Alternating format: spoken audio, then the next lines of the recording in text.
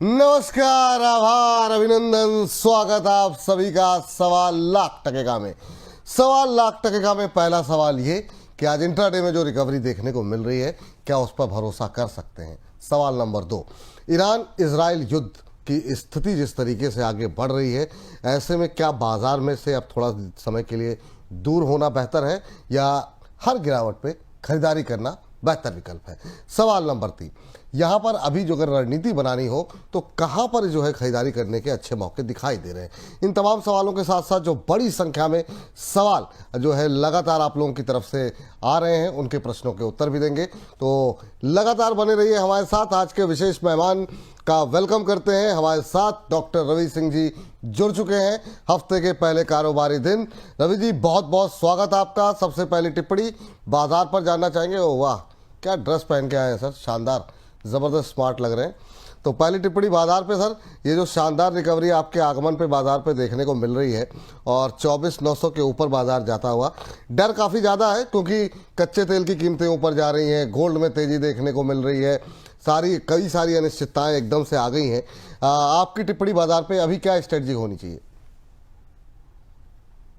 नमस्कार विपुल जी, और बहुत बहुत धन्यवाद आपके इस पॉजिटिव और अग्रेसिव इंट्रोडक्शन के लिए। और मैं आपसे एक बात बोलूं तो मुझे ऐसा लगता है कि सही बात है।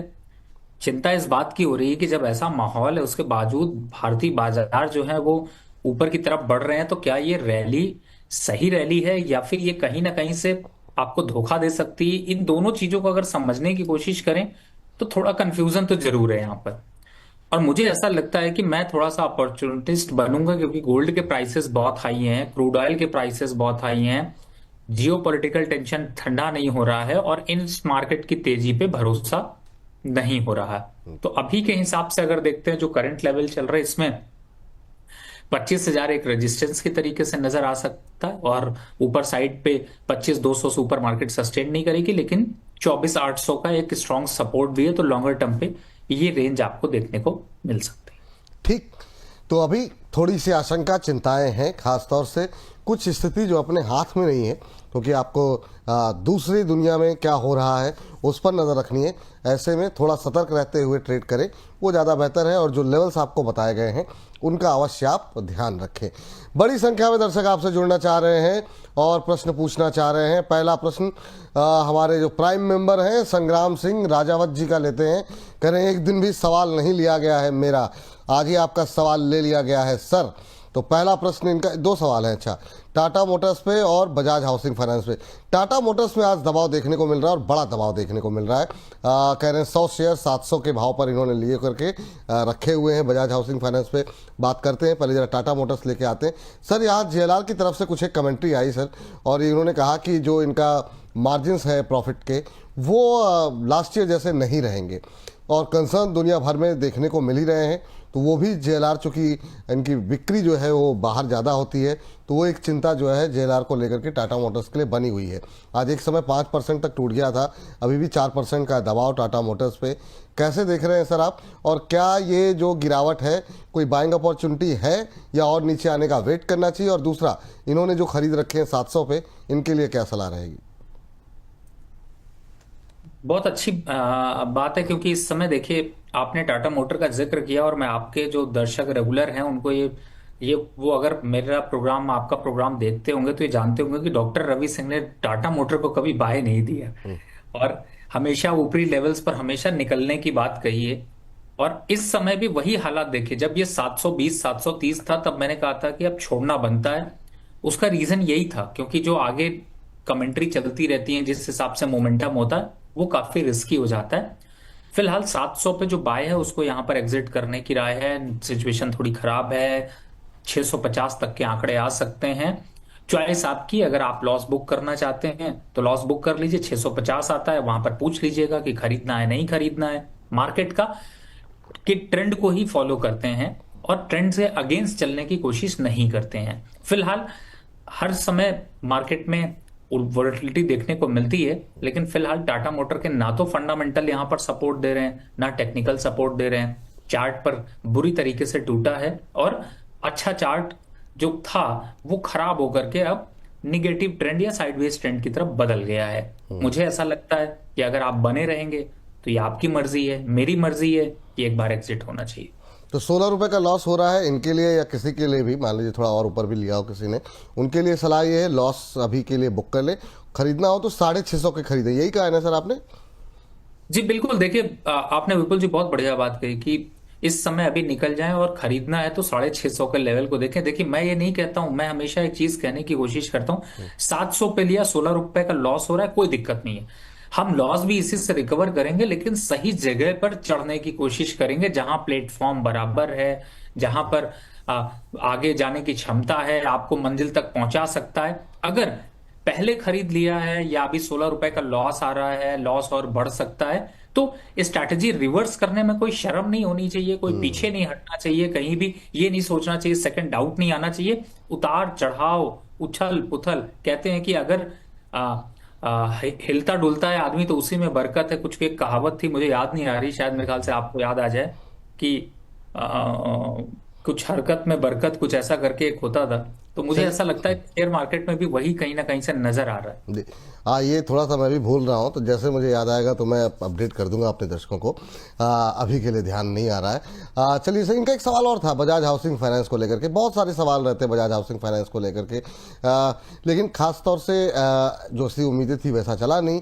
लेकिन अभी के लिहाज से चूंकि आरबीआई की तरफ से, अगर इंटरनेशनल सिनेरियो को छोड़ दें तो बड़ा कदम उठाया गया आरबीआई की तरफ से, बड़ा रेट कट हुआ, उम्मीद ये थी कि ऐसे में ये कंपनियां ज़्यादा फ़ायदा इनको मिलेगा, क्योंकि जिस तरीके से रियल एस्टेट हुआ, अगर वहाँ पे लोग खरीदार फिर से बनते हैं तो इन कंपनियों की आवश्यकता पड़ेगी। 125 के भाव पे इन्होंने लिए हुए हैं, पर ओवरऑल फ्रेश बाइंग के लिए भी कोई मौका है क्या बजाज हाउसिंग फाइनेंस पे? देखिए दो चीजें यहाँ पे विपुल भाई आपने पूछी हैं। एक पूछी है कि रियल एस्टेट को फायदा होगा कि नहीं होगा, आरबीआई का डिसीजन क्या है, बजाज हाउसिंग फाइनेंस का क्या है। पहले मैं बजाज हाउसिंग फाइनेंस का कहता हूँ, बाकी मार्केट आपकी सोच पे, आपकी क्षमता पे छोड़ता हूँ। 115 अच्छा लेवल है बाय के लिए, 135, 128 और 130 के लेवल है प्रॉफिट बुक करने के लिए। फिलहाल अगर बने हैं तो बने रहिए, कोई बहुत ज्यादा उछल पुथल देखने को नहीं मिलेगी। अब दूसरा जो सवाल आपका है कि क्या इस समय प्रॉपर्टी मार्केट को अगर देखें तो विपुल जी जरा, चाहे आप 99 एकड़ देखिए जाकर, या फिर तमाम प्रॉपर्टी की साइट है जाकर देखिए, आपकी पॉकेट में कुछ फिट बैठ पा रहा है क्या? आप पाएंगे कि सब कुछ ओवर प्राइस सा नजर आ रहा है। सरकार का एक डिसीजन जो यहां पर इंटरेस्ट रेट को कट करने की बात की जा रही है, या कट करने का डिसीजन लिया गया है, ये कितनी बड़ी डिफ्लेशन को क्रिएट कर सकता है, इसके हालात आने वाले 4 महीने 6 महीने में देखने को मिल जाएंगे। और उसके पीछे की सबसे बड़ी वजह है कि रिसेशन से यूएस और अदर कंट्रीज जूझ रही हैं। भारत के ये इकोनॉमिक डिसीजन मुझे समझ नहीं आ रहे हैं। और क्यों, जो आपने बात कही गोल्ड के प्राइसेस क्यों बढ़ रहे हैं, 1 लाख पार हो गया। और आपको याद हो तो आपके ही प्रोग्राम में जब 92-95,000 था तो मैंने कहा लखटकिया कार की तरह लखटकिया गोल्ड होने में टाइम नहीं लगेगा। और क्यों ऐसा है, क्योंकि जो सिनेरियो अभी बन रहा है इस पे, मैं फिर से बोल रहा हूं, जो रियल एस्टेट के हाउस बायर हैं, जो सोच रहे हैं कि फ्रेश बाय कर लें, नया इन्वेस्टमेंट कर लें, बड़ा छूट गया, नया मकान खरीद लें, मकान खरीदो लेकिन वही खरीदो जिसमें आपको रहना है, पहला। दूसरा, अगर रियल एस्टेट पे इन्वेस्टमेंट कर रखी है, आने वाले 2 साल तक इंतजार करो, यही लेवल मिलेंगे, इससे नीचे ही मिलेंगे, ऊपर भी नहीं मिलेंगे। तीसरा, जो प्रॉपर्टी के जो इस समय रेट और सिनेरियो डेवलप हो रहे हैं, अफोर्ड कर पाना मुश्किल है। रिसेशन पे थोड़ा ना थोड़ा टक्कर धीरे धीरे दिखाई देगी। ये ब्रॉडर व्यू एक तरीके से प्रॉपर्टी काउंटर पे देखने को मिल रहा है। आप लोगों को फिर से एक हिस्ट्री याद दिलाता हूं। आईटी काउंटर पे कहते कहते आज कम से कम 16 क्वार्टर बीत चुके हैं। 16 क्वार्टर की मैं बात कर रहा हूं, 1-2 क्वार्टर की बात नहीं कर रहा हूं। 16 क्वार्टर यानी कि चार चार क्वार्टर के अगर हिसाब से देखेंगे तो 16 क्वार्टर मतलब 1.5-2 साल से रिटर्न वाइज कहीं कोई सरप्राइज नहीं मिला है। तो आई इस काउंटर को भी थोड़ा सोच समझ कर निवेश करें। ठीक, ये सलाह यहाँ पर निकल करके आ रही है। अब चलते हैं अगली दर्शक के पास। प्रीति जी हैं हमारी अगली दर्शक, ये भी हमारी प्राइम मेंबर हैं। करिए hello Vipul sir and Ravi sir. Ravi sir, आज बहुत दिन बाद आए, आज आया कीजिए हफ्ते में एक दिन भी। सर मैं बीएससी बीएल में लॉन्ग टर्म के लिए किस प्राइस में इन्वेस्टमेंट स्टार्ट करूं? पहले तो मैम ये बताएं, आपकी जानकारी थोड़ी सी है गलत, क्योंकि रवि जी जो है लगातार आ रहे हैं। हाँ, पिछले मंडे को नहीं आए थे, वो एक अलग विषय था, लेकिन यहाँ पर बुधवार को पिछले वो वहाँ यहाँ पर कार्यक्रम में मौजूद थे। आज सोमवार को मौजूद है, हफ्ते में 2 दिन आ रहे हैं। अब आप नहीं थी कार्यक्रम में, तो आपको लगा कि रवि जी भी नहीं है, तो ये ठीक नहीं है। तो रवि जी मौजूद हैं। अब आपका प्रश्न ले लेते हैं सर। बीएससी में काफ़ी अच्छा मूव एक देखने को मिला, और अब थोड़ी सी गिरावट यहाँ पर आती हुई दिखाई दे रही है। फ्रेश एंट्री के लिए क्या थोड़ा करेक्शन का वेट करना चाहिए बीएससी के अंदर? जिस तरीके से एक रैली यहाँ पर अच्छी खासी आ चुकी है, क्या टिप्पणी रहेगी 2700 के आसपास बीएससी पर इस समय? देखिए, मैं तो एक चीज कह सकता हूँ। जो इन्होंने पहली बात कही थी कि इन्होंने बहुत दिन बाद देखा, तो हो सकता है कई बार चैनल के नाम नाम में एडजस्ट करने में दिक्कत हो जाती है channels पर। लेकिन बट एनीवे, बीएससी की जहां तक देखिए बात करूं, तो मुझे ऐसा लगता है कि फिलहाल तो ये प्राइस बहुत हाई है। 89 के पीई पे सस्टेन कर पाना बहुत मुश्किल है, 32 का ईपीएस रुक पाना बहुत मुश्किल है, और कुछ ऐसा चेंज नहीं दिखाई दे रहा कि ये 90 के पीई पे कोई खरीदारी करे। क्या करना है खरीदारी करके? इंतजार कर लेते हैं 2 4 6 महीने, 8 महीने, हो सकता है ये भी पानी पानी हो जाए। तो मुझे ऐसा लगता है कि ये लेवल्स इन्वेस्टमेंट के लिए नहीं है। अगर सोच रहे हैं तो रुक जाइए। इन्वेस्ट कर रखा है तो इन लेवल्स पर तो जरूर एग्जिट हो जाना चाहिए आने वाले 6 महीने के लिए। बीएससी को भूल जाइए, एक्सचेंज को ही भूल जाइए। जाने दीजिए, अभी मत खरीदिए अगर आपने नहीं लिया है तो। जिनके पास है वो क्या वेट करें या प्रॉफिट बुक करें? रन तो आप रिटर्न तो अच्छा मिल रहा 100% विपुल जी, कोई दूसरा डाउट है ही नहीं। है। ठीक आप है। अगर एक बार को नंबर्स की तरफ जाके देखेंगे तो आपको समझ में आ जाएगा कि सिवाय स्पेकुलेशन के इस स्टॉक में कुछ नहीं चल रहा है, ये सिर्फ हवाबाजी है। और जब बबल फटेगा तो किसी की तरफ बहुत तेज गिरेगा और नुकसान बहुत लोगों को होगा। तो बच जाइए, फ्रेश निवेश मत करिए, जितना हो चुका उतना पे संतुष्ट रहिए। ठीक है, ये सलाह है आप लोगों के लिए। और इस बीच एलन कुमार, इनका एक और सवाल था बीईएल को लेकर के। एलन कुमार जी भी कह रहे हैं डिफेंस शेयर अपडेट प्लीज़, और भी कई लोगों की टिप्पणियां यहाँ पर हैं। तो बीईएल पे सर इनका है कि क्या प्रीति जी का कि बीईएल क्या नेक्स्ट एचएल होगा? तो मुझे लगता है कि एचएल का एचएल तो की चाल तो बीएल के मुकाबले थोड़ी सुस्त है अभी, लेकिन हाँ शायद प्राइस वैल्यू में पूछ रही होंगी, तो वो तो बहुत ज़्यादा अंतर है दोनों के में। लेकिन सर बीएल में क्या मतलब एक रेजिस्टेंस एक देखने को मिला है इस गिरावट में भी। हम देख रहे हैं कि आज सुबह से ही अच्छी मजबूती है, अभी नए इंट्राडे हाई की तरफ बढ़ता हुआ 401 402.50 का भी हाई लगाया है। काफ़ी अच्छी मजबूती देखने को मिली है बीएल के अंदर। क्या करना चाहिए जो लोग अभी चूक गए हैं और उनको लग रहा है बीएल में एंट्री करने के लिए? और ओवरऑल डिफेंस पे अभी व्यू क्या है, क्योंकि ये एक ऐसा सेक्टर है सर वो लगातार चल रहा है, और अब कम से कम ईरान इजराइल युद्ध के बाद क्या यहाँ पर संभावनाएं और बढ़ती हुई दिखाई दे रही हैं कि अभी ये चलते हुए और दिखाई देंगे? हालांकि एक रैली तो काफ़ी अच्छी आ चुकी है सब में। प्रॉफिट कब बुक करें इन लोगों डिफेंस में? अब विपुल जी, इतने सवाल आपने पूछे हैं कि मैं थोड़ा सिंक्रोनाइज नहीं कर पा रहा हूँ, थोड़ा थोड़ा क्योंकि करके सर, थोड़ा थोड़ा करके बताइए कि मतलब अभी, क्योंकि मैं ये समझता हूँ, जी। मैं आपकी दुविधा समझता हूँ कि आपसे इतने सवाल पूछे जाते हैं तो आप भी चाहते हैं कि एक तरीके से सारे सवाल पूछ ले जाएं, जवाब मिले। मैं एक एक करके जवाब हाँ देता आराम से जी। हूँ। देखिए, सबसे पहली बात है, एक आपने बात कही कि क्या चूक गए हैं। देखो, हाईवे पे जब आप चलते हो तो कई जगह लिखा होता है चूक न जाना, हाईवे का खाना, किंग का खाना, इसका खाना, उसका खाना। और जाके खाओ ना तो कई बार इतना कचड़ा खाना मिलता है कि लगता है चूक ही गए होते तो अच्छा था। हम्म, आंसर समझ में आ रहा होगा बिल्कुल सही विपुल। बात है, बिल्कुल सही बात है।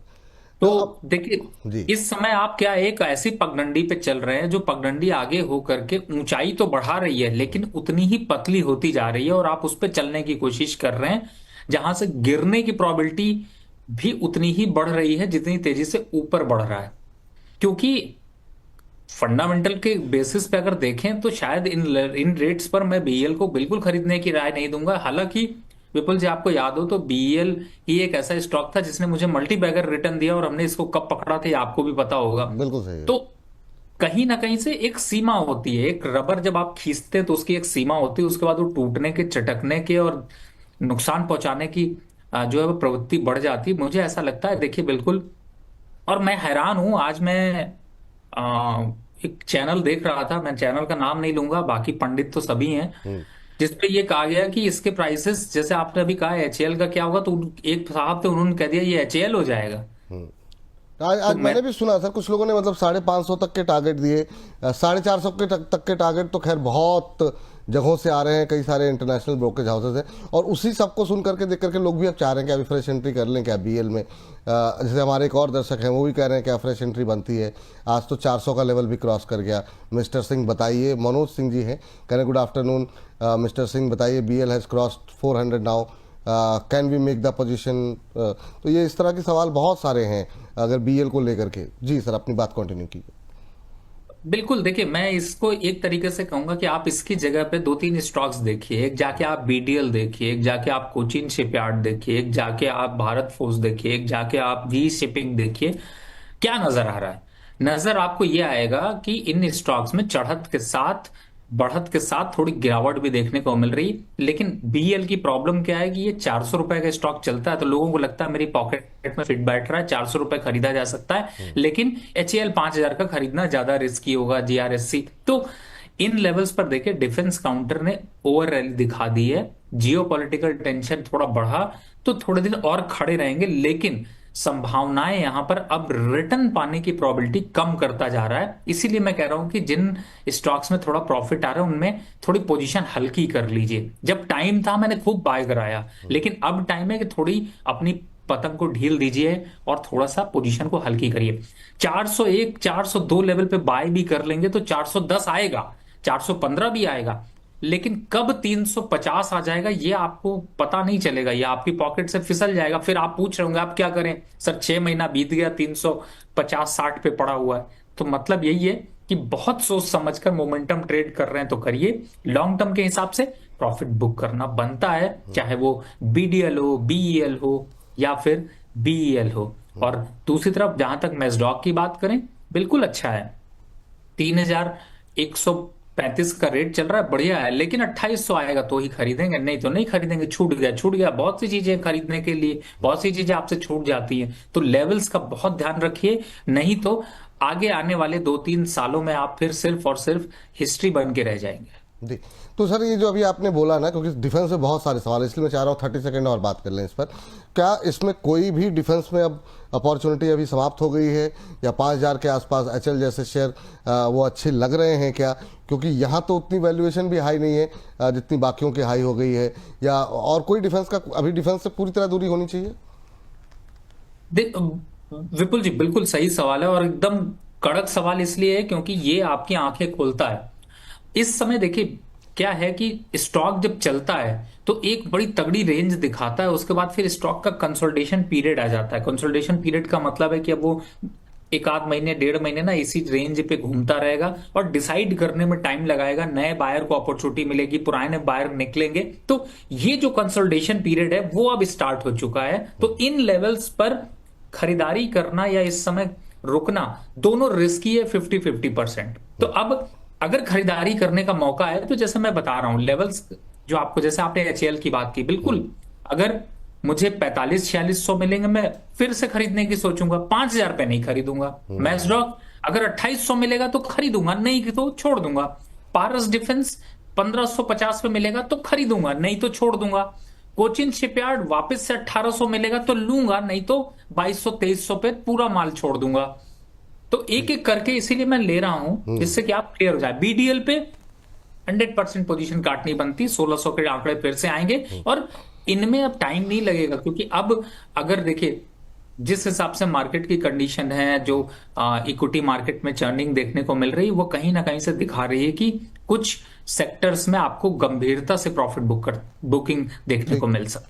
चलिए, तो ये इसीलिए थोड़ा कोई सवाल इतने ज़्यादा थे तो मुझे लगा कि आपसे थोड़ी और डिटेल में बातचीत कर लें। बहुत अच्छा व्यू मिल गया यहाँ पर, और इसी व्यू के साथ सर 1100 के आसपास दर्शक हमें लाइव इस समय हमारे साथ जुड़े हुए हैं, और सभी दर्शकों का बहुत बहुत आभार। इसी तरीके से अपना प्रेम दर्शाते रहिए, जितना हो सके अपने व्हाट्सएप स्टेटस पे लगाएं, बाकी जो भी सोशल मीडिया प्लेटफॉर्म पे आपसे शेयर कर सकते हैं शेयर करें, ताकि ज़्यादा से ज़्यादा लोगों को इसका लाभ उठा सकें। तो डिफेंस पड़ा तो उसके लिए माफ़ी चाहेंगे। सीमांता जी को नमस्कार। सर नमस्कार सर, सबसे पहले बहुत बहुत धन्यवाद मेरा सवाल लेने के लिए। अरे सर, आपका कार्यक्रम है सर, आपका कार्यक्रम है। सीमांता जी कहाँ से बोल रहे हैं? सर मैं कलकत्ता से बोल रहा हूँ, और मतलब काफी दिनों से आपकी प्रोग्राम सुनता हूँ मैं। तो बहुत अच्छा लगता है, आप इतना अच्छा सारे स्टॉक की इतना बढ़िया से, रवि जी भी इतना बढ़िया से एनालिसिस करते हैं। सर मेरा एक छोटा सा सवाल था सर, एक्चुअली मैं लास्ट 1-1.5 महीने से प्रॉब्ली 1.5 मंथ पीछे हूँ, मैंने कुछ स्टॉक शेयर लिए थे चंबल फर्टिलाइजर के। मेरा एवरेज का समथिंग अराउंड 644 का मेरा एवरेज है। 644? मैंने एक्चुअली 644 मेरा एवरेज था। ठीक है सर। हाँ तो सर। एक्चुअली मैंने यही सोच के लिया था कि मानसून सही टाइम में दिख रहा था, सब कुछ अच्छा दिख रहा था, तो इसलिए मैंने शेयर लिया था। पर क्या कि पिछले 1 महीना में ये शेयर में कम से कम 100 रुपए से भी ज्यादा नीचे आ गया। तो मैं समझ नहीं पा रहा हूँ, मुझे ये होल्ड करना चाहिए या फिर लॉस बुक कर लेना चाहिए मेरे को। बहुत अच्छा सवाल है सर आपका, और ये बहुत लोगों को लग रहा था, और कुछ एक शेयर चले भी अच्छे, लेकिन हाँ चंबल में वैसा मूव नहीं रहा, ये बात सही है। आपने शेयर गलत पकड़ लिया, थोड़ा सा एक समस्या तो रही। जैसे अब यही अगर हम आरसीएफ की बात करें तो 1 महीने में 4-5% का पॉजिटिव रिटर्न है।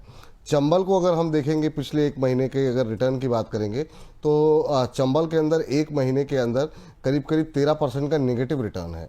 तो ये थोड़ा सा शेयर चुनने में शायद आपसे थोड़ी सी ज़्यादा चूक हुई, बजाय इसके कि थीम आपने अच्छी पकड़ी थी। सर आपकी टिप्पणी क्या रहेगी? 100 रुपये के आसपास का लॉस हो गया है, क्या चलने की, रिकवरी की कोई उम्मीद है? आप क्या सलाह देंगे चंबल फर्टिलाइजर पे इनको?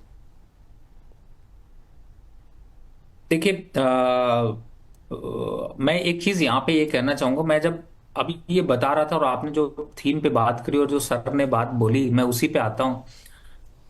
आज देखिए मैं कोशिश करता हूं कि आपको यहाँ पर शो चलो यहाँ पर एक्चुअली में आपके पैसे बचने बहुत ज्यादा जरूरी है। बचने जरूरी का मतलब क्या है कि आप बहुत से जो चंबल फर्टिलाइजर का केस है, यही सेम केस जो है वो आपको रिपीट करके अदर स्टॉक्स में भी देखने को मिल सकता है। इसीलिए पैसा बचाना बहुत जरूरी है, और अगर आपने बचा लिया तो आप समझ लीजिए कि आपने प्रॉफिट कमा लिया। चंबल फर्टिलाइजर देखिए क्या है कि अगर 520 के नीचे जाता है तो मुझे लगता है कि शायद पूरी तरह से खराब हो जाएगा, लेकिन अच्छी बात है कि अभी 550 चल रहा है, तो यहाँ पे 535 का है कि स्टॉप लॉस डाल के चलते हैं। लेकिन आपके पास 2 ऑप्शंस हैं, एक एनएफएल को नोट कर लीजिए और दूसरा फैक्ट नोट करिए। क्यों मैं कह रहा हूं? क्योंकि जो थीम आपने पकड़ी, थीम अच्छी है, बस एंट्री गलत हो गई। आप फैक्ट को आप देखेंगे 600 का स्टॉक जो है वो 1000 रुपए हो गया, 400 रुपए चल गया, और लेकिन चंबल फर्टिलाइजर नहीं चला क्योंकि वो अंडर वैल्यूड चल रहा था। एनएफएल पे जब ये 530-35 का लेवल काटेगा तो आप अपनी पोजीशन शिफ्ट करके एनएफएल पे सारी क्वांटिटी खरीद लीजिएगा। एक के बदले 4 शेयर खरीद पाएंगे, 5 शेयर करीब खरीद पाएंगे, भर लीजिएगा।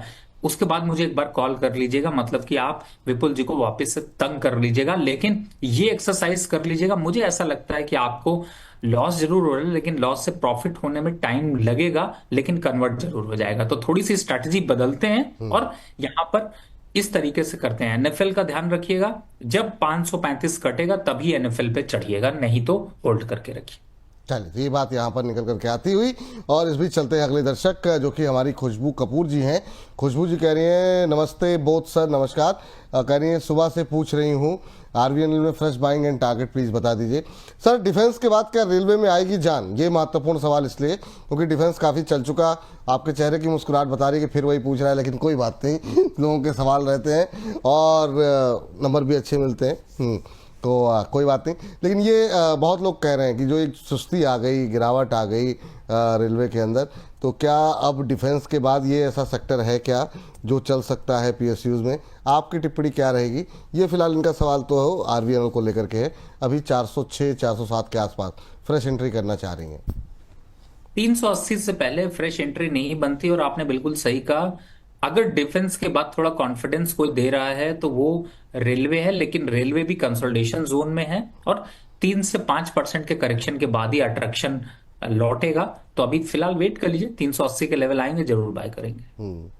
अभी थोड़ा सा तो क्या अब थोड़ा सा चूंकि बात हो ही रही है, तो रेलवे में फिर क्या अभी मतलब वेट करें वहाँ पर भी नीचे आने का शेयरों का, क्योंकि अभी बाजार थोड़ा सा नीचे आने के मूड में है, तो नीचे आ जाए उसके बाद ही किसी रेलवे शेयर में एंट्री करनी चाहिए? और आपके 1-2 पसंदीदा कोई शेयर हैं क्या रेलवे में? देखिए विपुल जी, इस समय मैं पैसा क्यों बाहर खींचने की बात कर रहा हूं, क्योंकि देखिए बड़ी दुविधा का माहौल है। एक बार को थोड़ा सा ब्रॉडर वे में समझते हैं। जैसा मैंने कहा, इस समय मार्केट में चलने के कौन से रीजन है और ना चलने के कौन से रीजन है, पहले इसको समझ लीजिए तो आपको क्लियरिटी समझ में आ जाएगी। बाकी रेलवे काउंटर पे हम लोग डिस्कशन कर लेंगे। पहला, कि इस समय न चलने के पीछे की वजह है कि जियोपॉलिटिकल टेंशन वाकई में बहुत गहरा संकट घेरा हुआ है, और उससे बड़ा गहरा संकट जो है ना वो यूएस के रिसेशन में जाने का है। दूसरा संकट जो आने वाला है वो है चाइना की तरफ से जो रिसेशन के झटके आ रहे हैं, उनकी अभी हवाएं थोड़ी कम है, लेकिन हवाओं में गर्मी, नरमी और जो आपके बॉडी को नुकसान करे वो ज्यादा दिखाई दे रही है। तीसरे की बात करें तो आपको गोल्ड के प्राइसेस जो बहुत हाई तरफ बढ़ रहे हैं, ये संकेत अच्छे नहीं हैं। ये संकेत ये दिखाते हैं कि इक्विटी मार्केट का कॉन्फिडेंस या फिर वो लूज हो सकता है इन लेवल्स पर। अब आ जाते हैं पॉजिटिव पॉइंट की तरफ। आरबीआई ने कोशिश करी, इंटरेस्ट रेट कट कर दिया, लिक्विडिटी बढ़ गई, तो ओवर लिक्विडिटी एडजस्ट होने के लिए मार्केट यहां पर चल रहा है। आज कोई रीजन है मार्केट बढ़ने का? कोई आपको रीजन नहीं नजर आएगा। सिर्फ एक तरीके से एक तरफ से शिफ्टिंग, दूसरी तरफ से शिफ्टिंग, पहली तरफ, इस तरीके की सिचुएशन देखने को मिल रही। इसलिए कह रहा हूं थोड़ा सा रुकिए, थोड़ा समझिए। हायर लेवल्स पर निवेश कर देने से आपके पोर्टफोलियो का रिस्क काफी बड़ा हो सकता है, तो थोड़ा बच कर निवेश कर। कुल मिला जुला करके बात लब्बो लुआब और सार ये है आज की चर्चा का, और कोशिश करेंगे 8 बजे इसी के आसपास थम लगाने की सर, कि अभी कैश पे रहना ज़्यादा समझदारी का विषय है, जितना ज़्यादा हो सके, जब तक कि अंतर्राष्ट्रीय बाजार में या जो दुनिया भर में चल रहा है वहाँ पे क्लैरिटी ना आ जाए, स्पष्टता ना आ जाए। ये कहना चाह रहे हैं सर आप? जी बिल्कुल, आपने सही कहा, एकदम आपने स्पष्ट 4 शब्दों में कह दिया, लेकिन मैंने थोड़ा डिटेल इसलिए समझाने की कोशिश करी क्योंकि हमारे यहाँ पे तो सबको व्हाट्सएप नहीं की नहीं, मस्ती ठीक की है आदत पड़ चुकी है। जी। चलिए अब जरा फटाफट 2-4 सवाल लेते हैं और आगे की तरफ बढ़ते हैं। और जैसे हमारे एक दर्शक हैं, निकल गया सवाल, लेकिन कोई बात नहीं, ओएनजीसी पे सवाल था, किस भाव पे लिए हैं, चलिए वो छोड़ देते हैं। लेकिन सर ये गिरता हुआ जो बढ़ता हुआ क्रूड है, ये ओएनजीसी के लिए पॉजिटिव है? अभी इन्होंने ले रखे थे या लेवल बताए थे कि नहीं? मैं क्वेश्चन को ढूंढता हूँ अभी, अगर मिल जाएगा तो। लेकिन क्या ये ओएनजीसी कंपनी जैसी कंपनियाँ के जो अभी तेजी दिखा रही हैं, क्या यहाँ पर को जिनके पास है वो क्या करें, और जो लोग खरीदारी करना चाह रहे हैं क्या कर सकते हैं, जिस तरीके से कच्चा तेल जो है वो ऊपर जा रहा है?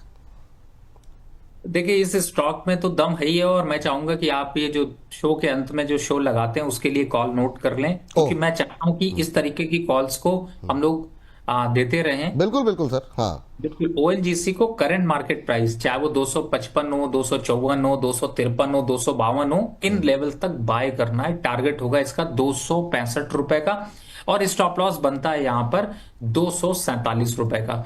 तो आप समझ ही गए होंगे फ्रेश टारगेट क्या दिया सर आपने? सॉरी मैं नोट नहीं कर रहा। 247 का स्टॉप लॉस और टारगेट 265। 265, ठीक ठीक ठीक। तो यहाँ पर ओएनजीसी करंट भाव पे 253, 54, 55 इसी रेंज में 1-2 रुपए ऊपर नीचे की रेंज में आपको खरीदना है, और आपको एक स्टॉप लॉस लगाइए 247 रुपए का, और टारगेट आपको ऊपर की तरफ 10-11 रुपए ऊपर के टारगेट के साथ आप बढ़ सकते हैं आगे। 265 के लक्ष्य यहाँ पर देखने को मिल सकते हैं।